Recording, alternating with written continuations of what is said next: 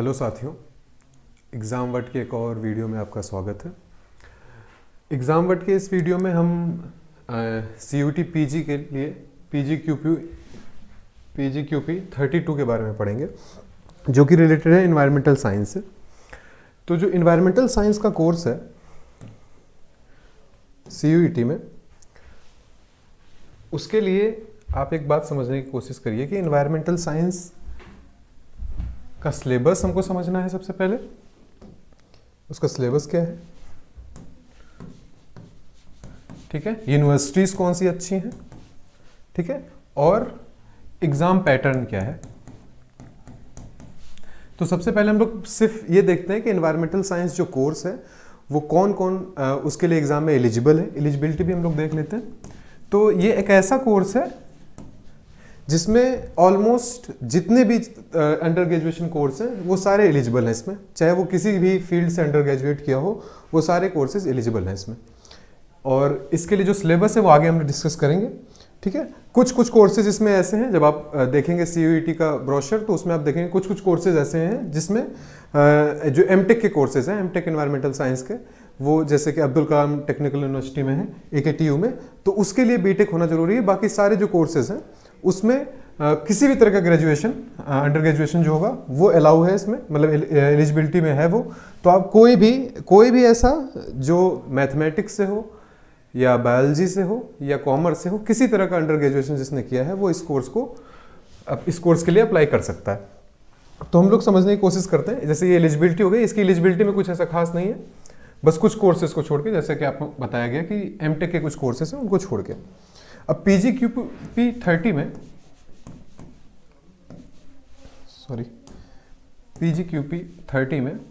में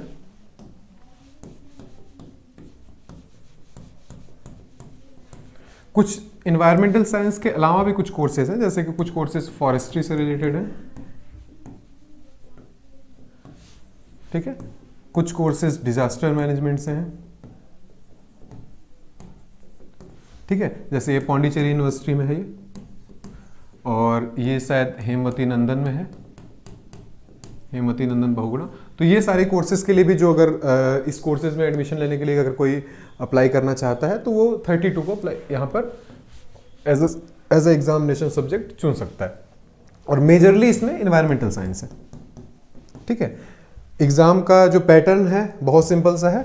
100 क्वेश्चन रहेंगे, 100 क्वेश्चन रहेंगे, जिसमें 25 क्वेश्चन जनरल टेस्ट का रहेगा और 75 क्वेश्चन जो रहेंगे वो डोमेन सब्जेक्ट से रहेंगे। डोमेन सब्जेक्ट की जो क्लासेस हैं वो मैं लूँगा आपकी इन्वायरमेंटल साइंस की, और जो 25 क्वेश्चन जनरल टेस्ट के वो आपको फ्री मिलेंगे यूट्यूब पे, एग्जाम वट के चैनल पे फ्री मिलेंगे आपको, ठीक है, उसको आप लोग देख सकते हैं। तो अब हम जो 75 क्वेश्चन का सिलेबस है वो आगे डिस्कस करेंगे। ये हो गया एग्जामिनेशन पैटर्न के बारे में। अब हम देख लेते हैं कि यूनिवर्सिटीज़ कौन कौन सी ठीक है, अच्छी यूनिवर्सिटीज़ जिनके लिए आप अप्लाई कर सकते हैं। वो आपके ऊपर है कि आप कौन सी यूनिवर्सिटी लेना चाहते हैं, वो उस पर भी बात कर लेते हैं कि इन्वायरमेंटल साइंस क्यों लेना है आपको। बहुत सारे तरह की डाइवर्सिटी है इन्वायरमेंटल साइंस को पढ़ने वालों में। हम देखते हैं यूनिवर्सिटीज़, जो टॉप यूनिवर्सिटीज़ हैं इन्वायरमेंटल साइंस के लिए। यूनिवर्सिटी जैसे कि पहले नंबर पे अगर हम देखें तो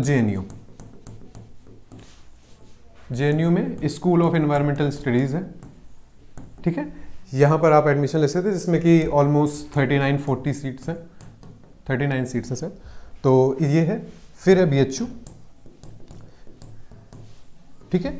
BHU में आपको 2 तरह का एनवायरमेंटल साइंस है उसमें। एक है जो डिपार्टमेंट ऑफ बॉटनी में है, और एक है जो environmental science and sustainable development करके एक वहाँ पर बिल्डिंग है, उस पे है। उसमें 3-4 कोर्सेज हैं।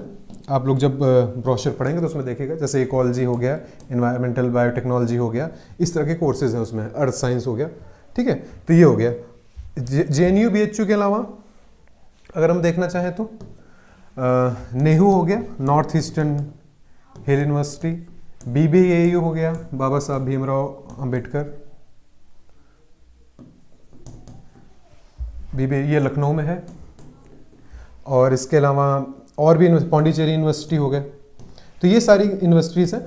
ऑलमोस्ट हर यूनिवर्सिटी में एनवायरमेंटल साइंस का कोर्स होता है। अगर कोई एमटेक है, एमटेक करना चाहता है एनवायरमेंटल साइंस में, तो उसके लिए AKTU है, ठीक है। और डिजास्टर मैनेजमेंट अगर कोई करना चाहता है तो उसके लिए पौंडीचेरी यूनिवर्सिटी है।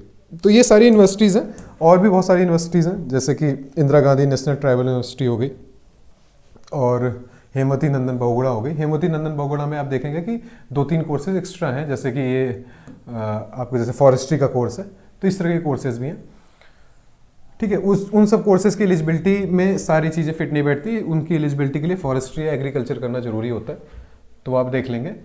तो ये हमने देखा कि कौन कौन सी यूनिवर्सिटीज़ ठीक हैं और कोर्स के लिए एलिजिबिलिटी क्या है, ठीक है, और क्वेश्चंस कैसे आते हैं। अब हम लोग आते हैं सिलेबस पे। सिलेबस इसका जिस हिसाब से CUET में दिया गया है उस हिसाब से बहुत वास्ट है।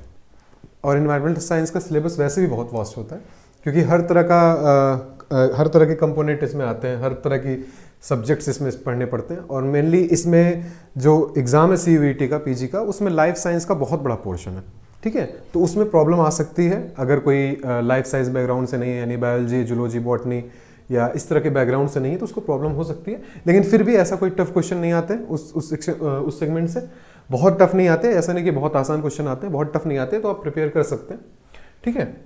तो जो हम लोग पहला टॉपिक देखते हैं अर्थ साइंस का, तो अर्थ साइंस में अब देखिए यहाँ पर अर्थ साइंस में जो पहला टॉपिक है वो structure and composition of environment हो गया। मतलब एटमॉस्फेयर का क्या कंपोजिशन है, हाइड्रोस्फीयर का, लिथोस्फीयर का, इनका स्ट्रक्चर क्या है, कंपोजिशन क्या है। जैसे एटमॉस्फेयर में हम लोग डिफरेंट टाइप ऑफ देखेंगे लेयर्स, कौन कौन सी लेयर्स हैं, ट्रोपोस्फीयर, स्ट्रेटोस्फीयर, ये सारी चीज़ें देखेंगे। इसी तरह हाइड्रोस्फीयर में देखेंगे, लिथोस्फीयर में भी देखेंगे क्या कैसे है। फिर अर्थ प्रोसेसेस, ठीक है। अर्थ प्रोसेसेस ये अपने आप में बहुत वास्ट टॉपिक है। अर्थ प्रोसेसेस, इसमें प्लेट टेक्टोनिक्स आता है, ठीक है। लिथोस्फीयर का बहुत पार्ट आता है, क्रस्ट फॉर्मेशन कैसे होता है, इस तरह के पार्ट्स आते हैं, ठीक है। पर आपको बहुत डीप स्टडी नहीं करनी है इनके बारे में, क्योंकि अगर आप अगर जियोलॉजी से आते हैं तब आपने पढ़ा ही होगा। लेकिन अगर किसी अदर बैकग्राउंड से आ रहे हैं और इसको अगर आप पढ़ने बुक से बैठेंगे तो बुक इनकी बहुत डीप स्टडी हो जाएगी, वो आपके लिए वर्थ इट नहीं होगा, आप उतना टाइम दे नहीं पाएंगे। बुक्स हम इसलिए नहीं बता रहे हैं यहाँ पर क्योंकि बुक्स बहुत मोटी हैं, बहुत डीप हैं, अच्छी बुक्स हैं, पर उनको आप जब ग्रेजुएशन पोस्ट ग्रेजुएशन में आएंगे तब पढ़ेंगे, अभी नहीं, क्योंकि अभी अगर इसको पढ़ने बैठ गए बुक से तो फिर बहुत टाइम टेकिंग होगा आपके लिए, ठीक है। तो आप रेफरेंस लीजिए इंटरनेट का, आप लेक्चर्स देखिए, यूट्यूब देखिए, और मेनली अगर आप इस चैनल को ज्वाइन करते हैं तो इस पे आपको लेक्चर्स मिलते रहेंगे। तो ये आप देख के यहाँ पर कर सकते हैं। बुक्स का मैं सजेस्ट करूँगा कि अगर आपने बुक्स पहले पढ़ रखी हैं, पहले से नोट्स है आपके पास, तब तो ठीक है। लेकिन अगर आप न्यूज़ पेरेंट हैं और आप चाह रहे हैं कि बुक से पढ़ें, तो मेरे हिसाब से वो रिकमेंड नहीं करेंगे हम कि बुक, क्योंकि बुक बहुत आपके लिए बहुत टाइम टेकिंग हो जाएगा बुक, ठीक है। फिर मिनरल और पावर रिसोर्सेज इन इंडिया, अब इसको अगर आप NCERT से भी पढ़ लें तो वो भी आपके लिए सफिशिएंट रहेगा, ठीक है, क्योंकि क्वेश्चंस आते हैं, 1-2 क्वेश्चंस वो आपके हो जाते हैं इससे, ठीक है। तो बायोजियोकेमिकल साइकिल है।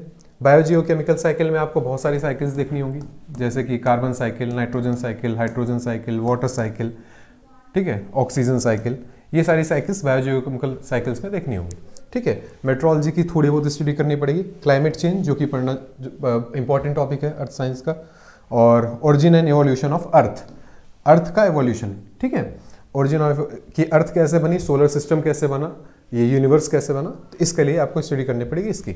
अब इन सब का अगर आप बुक से स्टडी करने जाएंगे तो वो आपके लिए बहुत टाइम टेकिंग होगा। तो आप नोट्स बनाइए प्रॉपर, लेक्चर्स अगर आप ज्वाइन करते हैं तो लेक्चर्स देखिए, ठीक है, और आपको जो इंटरनेट पे मिल जाते हैं सोर्सेज उसको देखिए। फिर हम लोग अगले सेगमेंट में आते हैं जो इसका, वो है इकोलॉजी एंड एनवायरनमेंट, ठीक है। इस सेक्शन में हम लोग को देखना है लेवल ऑफ ऑर्गेनाइजेशन, ठीक है। जब हम लोग पढ़ेंगे तो देखेंगे, अगर आपने प्रीवियस क्लासेस में पढ़ा होगा इकोलॉजी थोड़ा बहुत भी, तो लेवल ऑफ ऑर्गेनाइजेशन आप समझ गए होंगे, जैसे कि ऑर्गेनिज्म, पॉपुलेशन, कम्युनिटी, ठीक है, इस तरह का आप इस तरह आगे से बायोस्फीयर तक चलेंगे। तो इस तरह को लेवल ऑफ ऑर्गेनाइजेशन कहते हैं। कैसे ऑर्गेनाइजेशन इसका हुआ है और हर की अपनी अपनी डिफिनीशन, ठीक है। फिर अगला जो टॉपिक आता है वो इकोसिस्टम। इकोसिस्टम क्या होता है, कितने टाइप्स का होता है इकोसिस्टम, ठीक है। इकोलॉजिकल सक्सेशन क्या होता है, और ये इन सब की स्टडी इकोसिस्टम में होगी। फिर फूड चेन और एनर्जी फ्लो, ये भी देखेंगे हम लोग। इसके बाद फिर कुछ स्पेशल टाइप की इकोलॉजी, जैसे पॉपुलेशन एंड कम्युनिटी इकोलॉजी देखेंगे। छोटे छोटे टॉपिक्स हैं ये, ठीक है। और फिर ये बायोडाइवर्सिटी इट्स कंजर्वेशन, ठीक है। तो ये ऐसे टॉपिक्स हैं जो आप अगर किसी 12th स्टैंडर्ड की बुक से भी पढ़ लेते हैं तो आपके लिए ज़्यादा बेटर होगा। अगर आप ग्रेजुएशन लेवल की बुक्स पढ़ेंगे इसमें तो आपके लिए बहुत टाइम टेकिंग होगा। और जैसे ये सब हैं, करंट से रिलेटेड क्वेश्चन इसमें ज़्यादा आते हैं, ठीक है। बायोडाइवर्सिटी, कौन सा नेशनल पार्क है, क्या बने हैं, ये सारे टॉपिक्स इसमें है, कवर होते हैं, ठीक है। और बाकी लेक्चर्स अगर आप देख रहे हैं तो लेक्चर्स में आपको सारी चीज़ें कवर की जाएंगी, करंट से रिलेटेड भी सारी चीज़ें। ये हम लोग का दूसरा हो गया। हम लोग अब तीसरे सेगमेंट में आते हैं। जो तीसरा सेगमेंट है वो है इन्वायरमेंटल इश्यूज। इन्वायरमेंटल इश्यूज ये भी एक बहुत इंपॉर्टेंट सेगमेंट है इसका। पॉल्यूशन से रिलेटेड, जैसे पॉल्यूशन हो गया, हमको पॉल्यूशन कौन कौन सा पढ़ना है, एयर, वाटर, सॉयल, नॉइस। अब इसमें पॉल्यूशन में क्या क्या पढ़ना है, ठीक है, कॉजेज, इफेक्ट, और क्या सॉल्यूशंस है, और क्या हो गया, और करंट सिनेरियो क्या है, थोड़ा बहुत ये भी देखना है। तो ये चार चीजें इसमें पढ़नी है पॉल्यूशन में। इसके बाद हम लोग को देखना है global warming, ozone depletion, climate change, जो कि ऊपर भी था। तो ग्लोबल वार्मिंग देखेंगे और ओजोन डिप्लीशन देखेंगे। इन सब के बारे में साइंटिफिक स्टडी जो हो सकती है वो करने की कोशिश करेंगे। फिर इसके कुछ इश्यूज जैसे एसिड रेन और स्मॉग्स, इनको भी पढ़ना है। ये सब छोटे छोटे टॉपिक्स हैं, ठीक है। और इनसे क्वेश्चंस आते हैं, ध्यान देंगे। क्वेश्चंस आते हैं क्योंकि ये इश्यूज करंट से रिलेटेड भी हैं और इनसे जो क्वेश्चन आते हैं वो डायरेक्ट होते हैं, ठीक है। अब पिछले साल ही क्वेश्चन आया था प्राइमरी पोल्यूटेंट सेकेंडरी पोल्यूटेंट से रिलेटेड, ठीक है। तो आप इसमें देखेंगे। अब इसके बाद जो अगला सेगमेंट है वो है natural resources and it's management, ठीक है। हम लोग को जो CVT का सिलेबस है ऑफिशियल, उसमें दिया हुआ है जो जो रिसोर्सेज दिए हुए हैं, जैसे forest resource, water resource, mineral resource, marine resource और एनर्जी रिसोर्स, ठीक है। ये सारे रिसोर्सेज, इनकी अवेलेबिलिटी और इनका मैनेजमेंट, ठीक है। और रिसोर्सेज का जो ओवर एक्सप्लॉयटेशन है उसको उन बारे में स्टडी करनी है हमको इस सेगमेंट में, ठीक है। तो ये भी बहुत बड़े टॉपिक नहीं है और इनके लिए भी आपको बुक्स की जरूरत नहीं पड़नी चाहिए। आपको इंटरनेट पे मतलब अच्छे कंटेंट और बहुत अच्छे अच्छे कंटेंट अवेलेबल हैं और यूट्यूब पे लेक्चर्स भी अवेलेबल हैं और इस ऑफिशियल चैनल पे एग्जाम वर्ड के वो भी लेक्चर्स अवेलेबल होंगे और जो पेड क्लासेस लेंगे उनकी प्रॉपर क्लास तो चलेगी, ठीक है। फिर जो अगला सेगमेंट है वो है हम लोग का वेस्ट मैनेजमेंट, ठीक है। ये भी इशू से रिलेटेड है, ठीक है। तो हमको देखेंगे कि वेस्ट क्या होता है, कितने टाइप का होता है, सॉलिड वेस्ट क्या होता है, उसका डिस्पोजल कैसे करना है, ठीक है। वेस्ट से एनर्जी कन्वर्जन कैसे होगा, ये चीज़ें देखनी है क्योंकि ये सस्टेनेबिलिटी की ओर ले जाता है, ठीक है। इसमें हम लोग को एक और चीज़ स्टडी करनी होगी, सस्टेनेबल डेवलपमेंट। सस्टेनेबल डेवलपमेंट जो कि छोटा टॉपिक है पर इंपॉर्टेंट टॉपिक है क्योंकि करंट से रिलेटेड, जो टॉपिक करंट से रिलेटेड होते हैं वो अपने आप इंपॉर्टेंट हो जाते हैं, ठीक है। फिर हम लोग को एक हैवी मेटल्स की टॉक्सिसिटी भी देखनी है। ये सारी चीज़ें जो है CUET का जो ब्रोशर है उसमें जो सिलेबस दिया हुआ है उसमें सब कुछ अवेलेबल है, बस इसको अलग तरीके से यहाँ प्रेजेंट किया गया है। तो इसमें कुछ भी एक्स्ट्रा नहीं है, बस एक सीक्वेंस वाइज अरेंज करके जिससे आपको चीज़ें समझ में आए, ठीक है। और कुछ चीज़ें ऐसी हैं जैसे ये फिजिकल एंड केमिकल साइंसेस, ठीक है। ये भी सिलेबस का हिस्सा है, इसमें भी आपको पढ़ना है। इनका इंट्रोडक्शन क्या है, क्या होती है फिजिकल साइंसेस, क्या होती है केमिकल साइंसेस, मतलब इसका फंडामेंटल्स पढ़ना है आपको, ठीक है। फंडामेंटल्स पढ़ना है। इसके बाद फिर एटमॉस्फेरिक केमिस्ट्री का कुछ पोर्शन पढ़ना है, वाटर एंड जियो केमिस्ट्री का, ग्रीन केमिस्ट्री का, इन सब का थोड़ा थोड़ा आपको सेगमेंट पढ़ना पड़ेगा क्योंकि इससे क्वेश्चंस आते हैं, ठीक है। फिर बायोमोलिक्यूल्स और trace element in living system, ये भी लाइफ साइंस का पार्ट है ये, ठीक है। लेकिन सिलेबस में यही दिया होता तो यहाँ पर इसे हम लोग ने इसको यहीं पे ऐड किया है। जबकि बायोमोलिक्यूल्स एक तरीके से वो लाइफ साइंस का ही पार्ट है, हम लोग जब पढ़ाएंगे तो उसको लाइफ साइंस में ही पढ़ाएंगे, मतलब इसी में जो नीचे लाइफ साइंस का सेगमेंट है इसमें वो। तो ये फिजिकल एंड केमिकल साइंसेस, ये थोड़ा टेक्निकल हो सकता है, इसमें कुछ केमिस्ट्री आ सकती है, जैसा कि हम पहले ही बता रहे थे कि इन्वायरमेंटल साइंस का जो सिलेबस है वो ऐसे डिज़ाइन किया गया कि इसमें हर तरीके की साइंस है, ठीक है। जैसे फिजिकल केमिकल साइंसेज हैं तो आपको इसमें पढ़ना पड़ेगा, जब आप पढ़ेंगे तो देखेंगे कि इसमें ऑलमोस्ट केमिस्ट्री का बहुत सारा पोर्शन है, ठीक है। फिर जो अगला हम लोग का है वो होगा जो बहुत मेजर पोर्शन है, जो कि प्रॉब्लम क्रिएट कर सकता है जो नॉन लाइफ साइंस बैकग्राउंड से हैं या नॉन बायोलॉजी बैकग्राउंड से, लाइफ साइंसेस, ठीक है। लाइफ साइंसेस का बहुत बड़ा, यहाँ पर आपको जैसे दिख रहा है जितना छोटा उतना छोटा ये सिलेबस नहीं है, ये ऑलमोस्ट आप ये समझिए कि प्लांट डाइवर्सिटी, एनिमल डाइवर्सिटी, ठीक है, और ये सब चीज़ें आप 12th में देखिए, 12 ये सब 11th का पोर्शन है, cell biology, plant diversity, animal diversity, ये सब 11th का पोर्शन है। 12th में है एवोल्यूशन, जेनेटिक्स, 12th का मतलब क्लास 11 12th का, तो ऑलमोस्ट 11 12th का पूरा सिलेबस, और उससे थोड़ा हाई लेवल के क्वेश्चन आएंगे क्योंकि आपका पोस्ट ग्रेजुएशन का ये पेपर रहेगा, तो ये भी आपको यहाँ पढ़ाया जाएगा। इसमें ये टाइम टेकिंग है और इसमें आपको याद करने वाली चीज़ें भी ज़्यादा होंगी, और इसमें भी मेरे हिसाब से आपको रेफर एनसीईआरटी करनी चाहिए, और कोई बुक मत रेफर करिएगा, आप बहुत टाइम वेस्ट कर देंगे अपना, ठीक है। एनसीईआरटी से आपके अच्छे खासे क्वेश्चन हो जाएंगे। एनसीईआरटी आपके, या अगर आपने नीट की प्रिपरेशन की होगी उस समय कोई आपने प्रिपरेशन वाली बुक आपके पास हो, ठीक है, ऐसी कोई भी बुक जो कि 12th लेवल की हो, जो 12th के बाद जो एग्जाम होते हैं वैसे लेवल की हो, तो लाइफ साइंसेज वहीं से पढ़िएगा, ठीक है। मेरा आपको यही सजेशन रहेगा, क्योंकि अगर आप ग्रेजुएशन की बुक उठा लेंगे तो बहुत ज़्यादा टाइम टेकिंग होगा आपके लिए, बहुत मोटी बहुत वास्ट बुक्स होती हैं वो, ठीक है।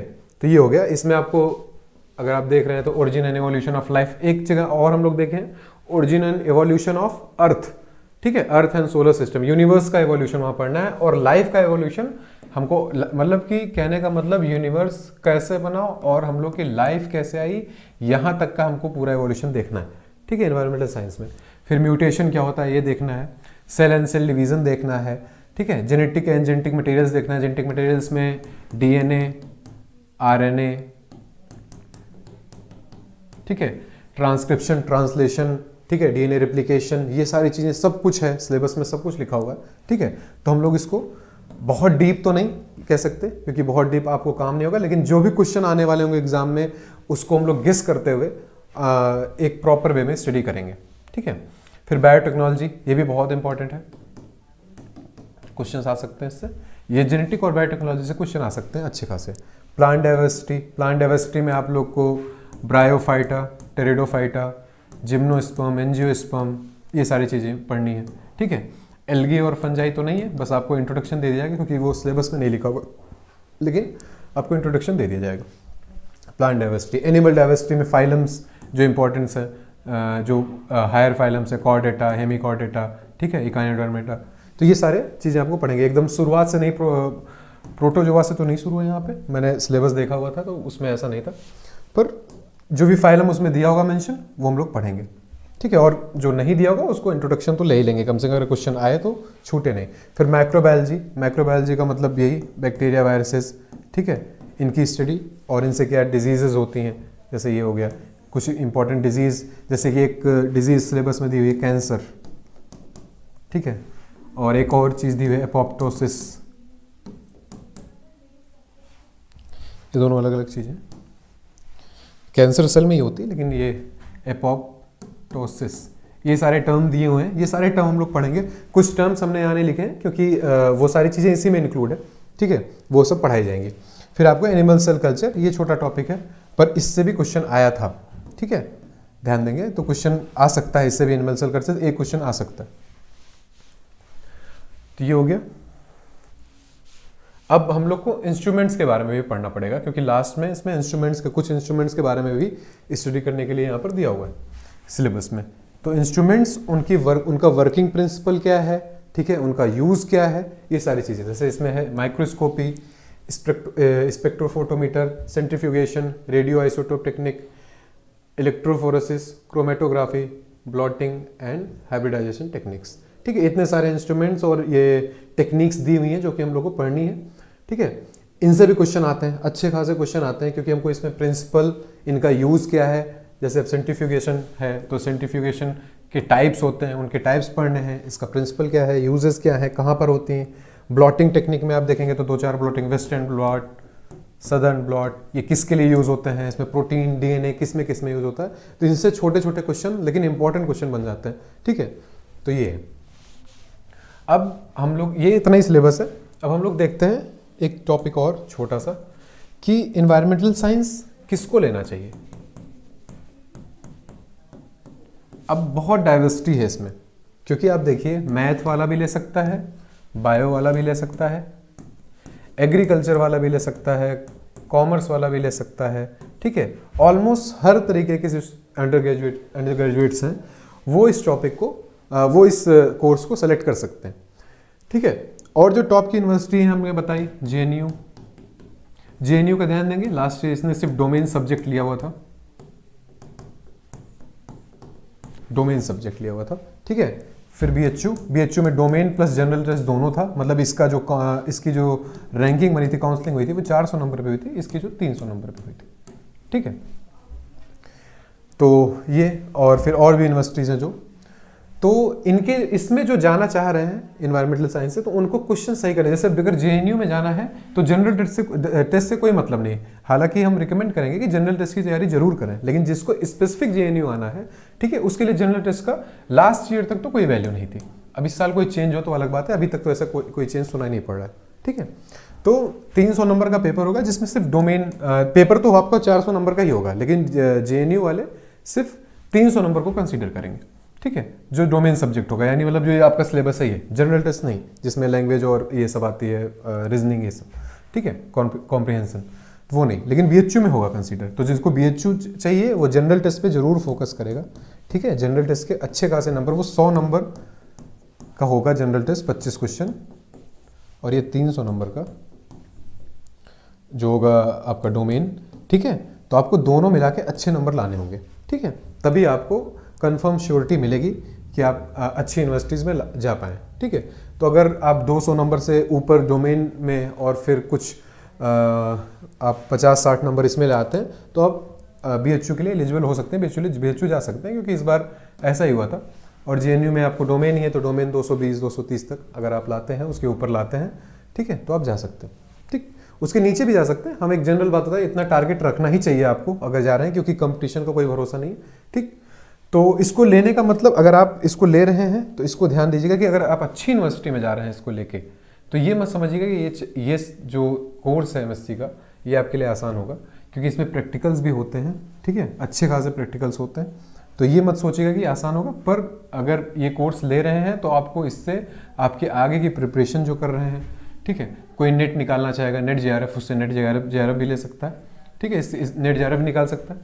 नेट में ये सब्जेक्ट है इन्वायरमेंटल साइंस, और अर्थ साइंस भी है, एटमॉस्फेरिक साइंस भी है, ठीक है, CSIR नेट में, जैसे बीएचयू में अलग अलग है, ठीक है। जेएनयू में ऐसा कोई अलग अलग डिपार्टमेंट नहीं है, वो आपको जब आएंगे तो एमएससी के सेकेंड ईयर में आपको कुछ स्पेशल प्रैक्टिकल्स लेने होंगे, वो आपका डिसाइड करेगा।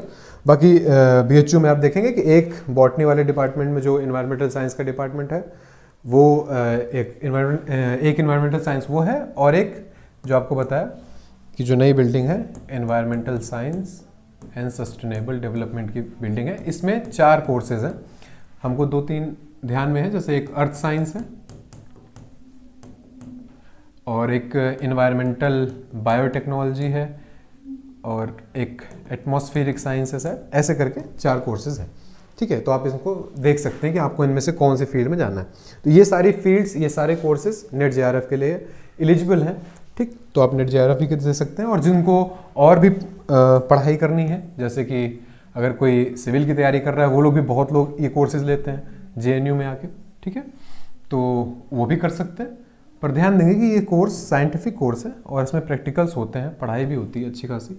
अब छोटी यूनिवर्सिटीज़ का नहीं पता, छोटी यूनिवर्सिटीज़ कहने का मतलब जो जैसे और भी नीचे हैं, उनका नहीं पता कि उनमें कितने प्रैक्टिकल्स होते हैं, लेकिन अगर आप टारगेट कर रहे हैं जेएनयू और बीएचयू को, तो मेरे हिसाब से उसमें प्रैक्टिकल्स होते हैं, जेएनयू में तो होते हैं, ठीक है। तो आप इसको ध्यान दे के आएंगे कि आपको इसके लिए भी टाइम देना पड़ेगा, लेकिन बहुत अच्छा कोर्स है ये, आप लोग अगर थोड़ा ज़्यादा मेहनत नहीं करनी है इसमें और कोर्सेज की तरह, और एक MSc का कोर्स रहेगा ये आपका, ठीक है।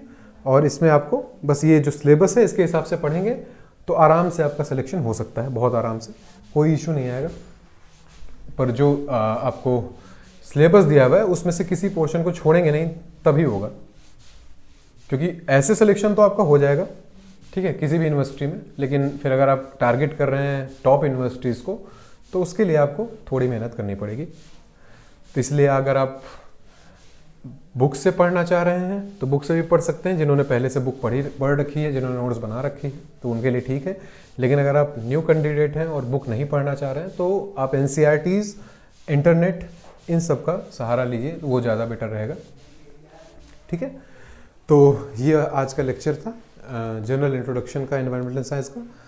आपको अगर इसकी पेड क्लास ज्वाइन करनी है, जो कि एग्जामवर्ट के ऑफिशियल जो ऐप है उस पर पेड क्लासेस शुरू होंगी इनकी। और अगर आपको इस तरह के और वीडियोस चाहिए तो एग्जामवर्ट का जो यूट्यूब चैनल है उसको सब्सक्राइब कर लीजिए, और एग्जामवर्ट का जो टेलीग्राम चैनल है आप उसको भी फॉलो कर लीजिए, जिससे कि आपको रेगुलर अपडेट्स मिलते रहें, ठीक है। तो थैंक यू सो मच आज के वीडियो के लिए। और नेक्स्ट क्लास से आपको जो होगा आपका पूरा टॉपिक, जो पहला टॉपिक होगा हम लोग का अर्थ साइंस होगा, वो स्टार्ट होगा। Thank you.